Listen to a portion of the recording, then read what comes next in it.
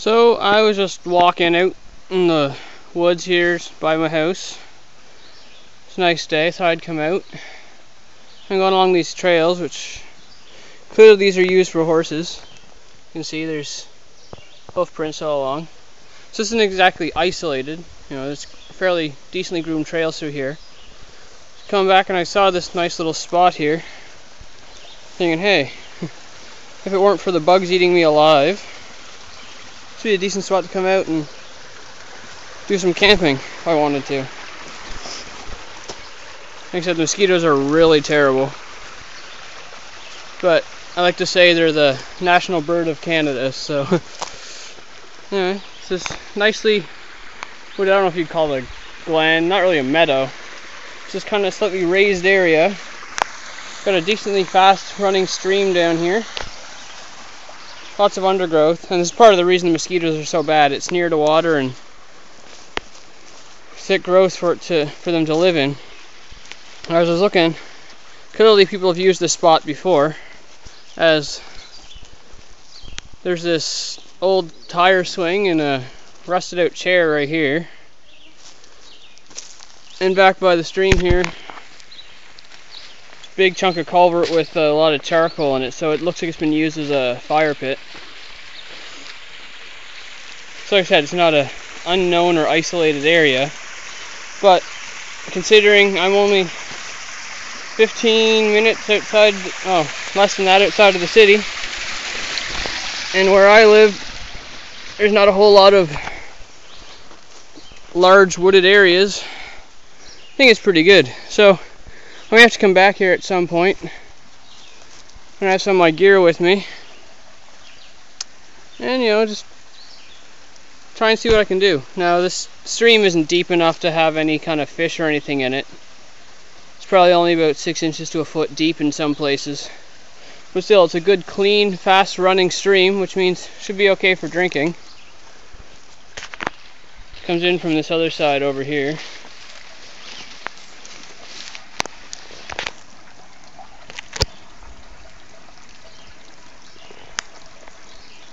And it looks like it has a pretty constant run to it.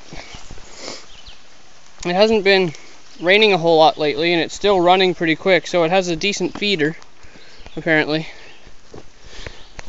I'm just going to keep walking here and try and enjoy some more of the day. I don't think I've been down this way before. I've gone through some of the other paths around, but not down this end of it. It's a pretty decent set of trails around here. So, that's what I'm going to do. Just going to enjoy the scenery. And I thought I'd just show you some of what I saw. While I'm going here, thought I'd show you one of the wild edibles that I am sure about that we have in this area. Now they're not in season yet, but we have tons of this. That's bunchberry. Grows all over the place here. I'm pretty sure it grows in pretty much any temperate woodland climate area. And if I remember right, it likes fairly moist and shaded areas. But when it's in season, you'll have this little cluster of red berries where that flower usually sits. And they're not overly strong tasting.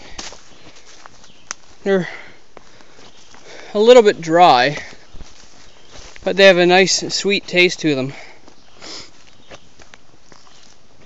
And they're completely safe to eat.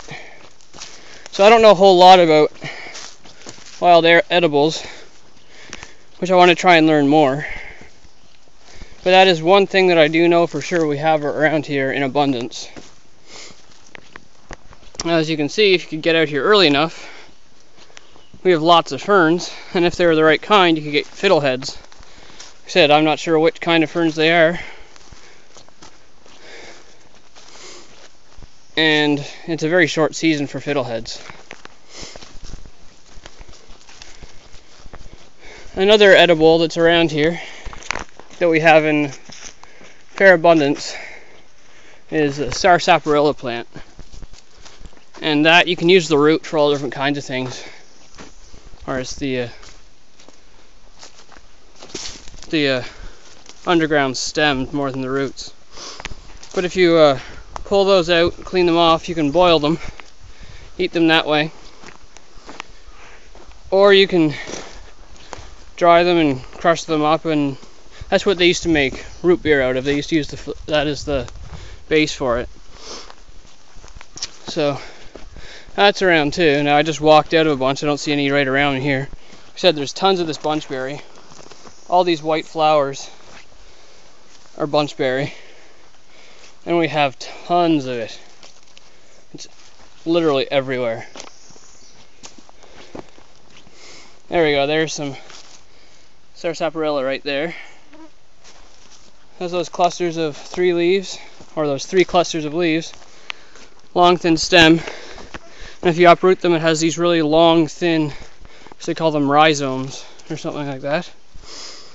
And that's the part that you eat. You just peel them a little bit, boil it. You can eat it kind of like a spaghetti, or, you know, it softens up. It's not going to be completely soft, but it's more edible.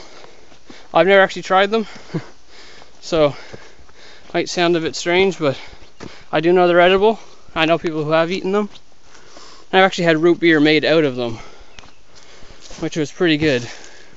So that's another thing that's useful. Now, in this area especially, a lot of our forests are coniferous, which means 2 things. One, it's really, really thick, so finding anywhere with an open enough space to do any amount of camping or something is hard. And 2, especially in this area, the ground is really, really soft. I noticed there's a lot of mosses and lichen type ground cover all over the place, which to me usually means that there's a lot of moisture. As you can see, this is all ground cover here, and it's usually into that light loamy soil, and if you walk on it, it's all pretty spongy. So I might be wrong. I mean, this is fairly uphill, but it still seems like there's a lot of water retention, as a lot of the wood here is, the fallen wood isn't dry rotted, it's wet rotted out. So, I don't know, that's the only complaint I have with this area in particular. I've tried to do some stuff back here before, and if you've seen some of my older videos when I did my bug out trial, it was back in these woods here. And luckily I have a hammock, so that negates one of the problems of having lots of deadfall and uneven ground to work with. But finding a space big enough to string up a tarp is another problem altogether. Anyway, just kind of wanted to point out some of that stuff. Didn't really have any plan to come out and make any videos, but I thought I'd take the opportunity while I was at it. You know, just get a start on my summer projects. Okay, I'm just coming out to the end of the trail here.